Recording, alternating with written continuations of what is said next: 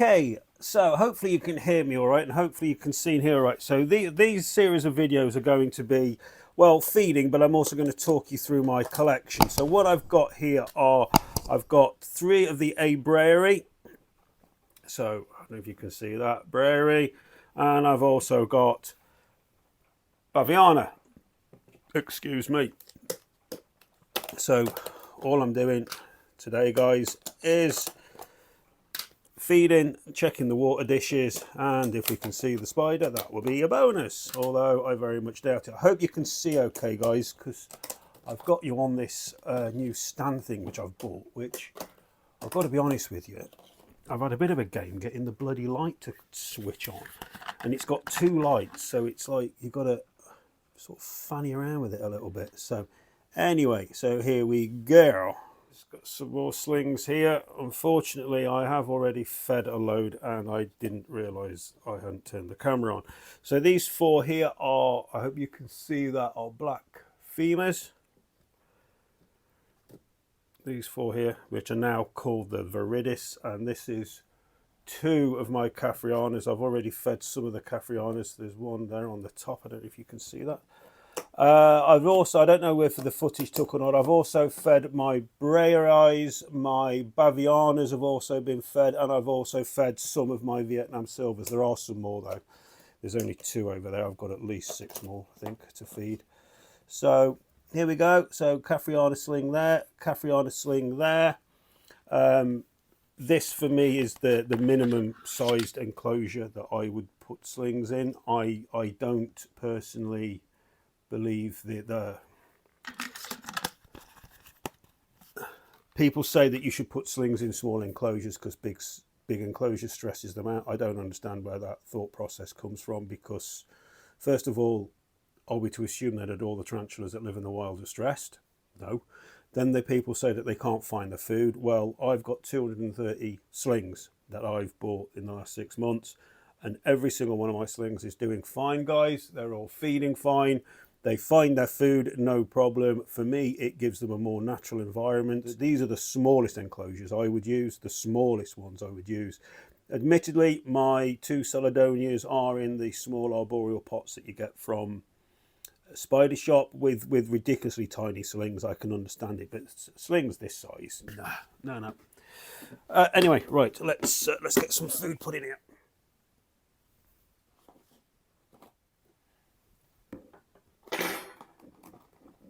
Here we've got 2 Simiroxygorums. Now, people have been telling, oh, that one's actually molted. People have actually been telling me that they have problems with theirs running off. Now, I must admit, I'm going to tempt fate here. I never have. I've never had any problems at all. All I'm going to do is I'm going to take that live food out and put it in there. With them running around, I mean, the blue of the legs coming out on that one for you.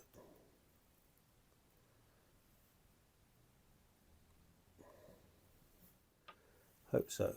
So there you go, freshly malted Simiroxygorum. Another one in here, but it's gone in its burrow.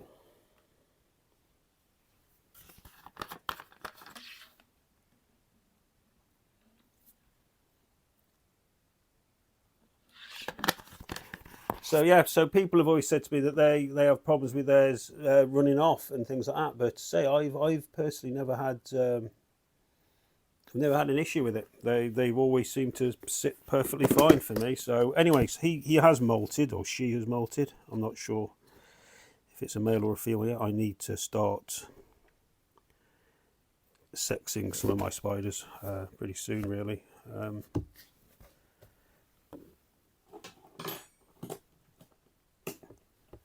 These are all H. pulchripes.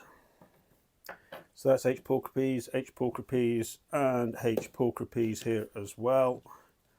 And then this one here is red colourform OBT, which is, I can see he's darting around. It's there in the corner, look. Again, I find all these to be no issue at all. That one looks to be in heavy pre-molt, so we won't bother feeding you because I don't think you're going to need it.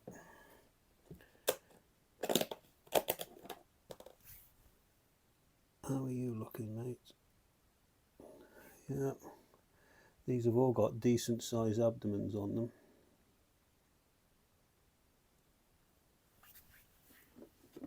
Maybe just give you a little one each, and the same with the RCF. So here we have got a bit of a mix here. So we've got 2 can krakens, and that one's got food and water, so I don't need to worry about that one. This one's got food and water as well, so both those can krakens are okay. I've got another one over there that needs feeding. These are the old Filipinas, which don't see all that often, but you do see them occasionally. Nice little burrows they've both made, nice web burrows. So we will chuck a bit of food in for these, because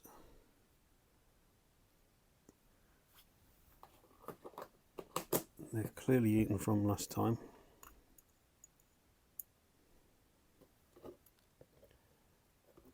So there we go. So the first 2 here are Vietnam Silvers, and that's another Simiroxigorum. So these have all been molting, so I don't know how that one's doing. Looks to have quite a swollen abdomen. I think all my Vietnam Silvers have now molted. Yeah, that Simiroxigorum's pretty full. And that's dead. So we won't bother feeding you, mate, because you look to be pretty stuffed as it is. We will feed. Oh, would you believe it? How the hell have you got that down there? Seriously. Can actually see them down there, but I don't want to sort of disturb. Oh, again, all H. pulchripes, and I think a lot of these now are all coming up for what will be, I think their 3rd molt with me.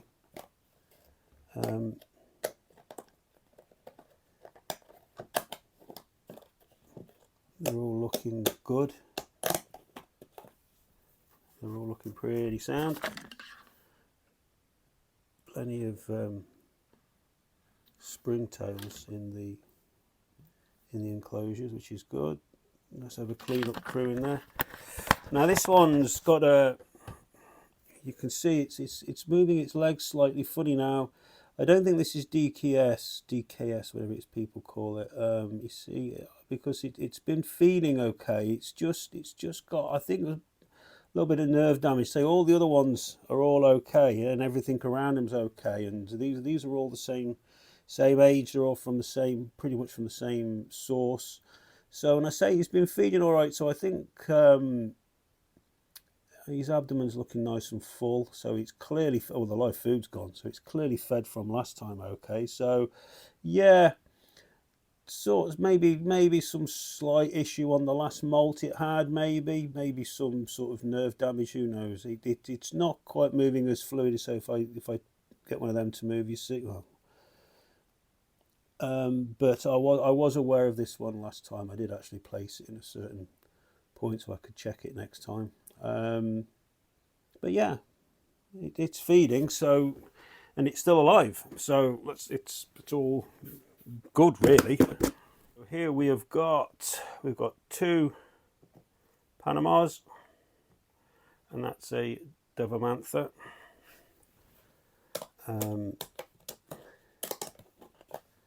These Panamas were tiny when I got them. As you can see, they're decent size now. I've grown them all from slings. Another one here, look, another really good size one here. Looking really healthy. Do tend to see the Devamanthas, but only late at night. They tend to come to the entrance of the burrow. I did actually give one of these to Leah, so she's got one of my Panamas. I've got some more. Got some more somewhere. So I think I bought about 6 of these originally.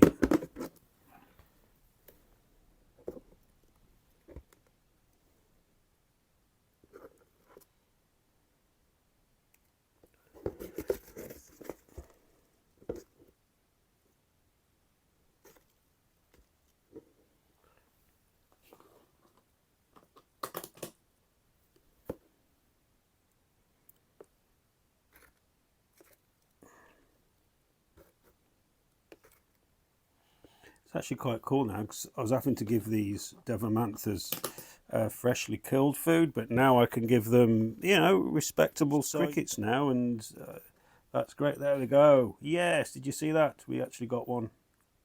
Took that down. Took that straight down. Fantastic. Very. I've not got many South American, not got many New World spiders, but I do have the odd ones. Obviously, I've got the blondies upstairs. That one's going into its burrow. I think cricket's gone in there. Actually, the cricket's here in the corner. I wonder if he can actually pick it up. I don't want to take the lid off, so I left the lid off really. But this one here, oh, he's got it. Yeah, that one there. He's got the cricket. They were ready. They were ready for some food. Fantastic looking spider. Hi guys, basically I carried on feeding the terrestrials. Nothing really of any excitement happened. There was nothing more to show you. So I'm just taking a voiceover here as I go through the next sort of layer of my terrestrials. I've got quite a few. This one really, I wanted to have a look how the overhead camera looks.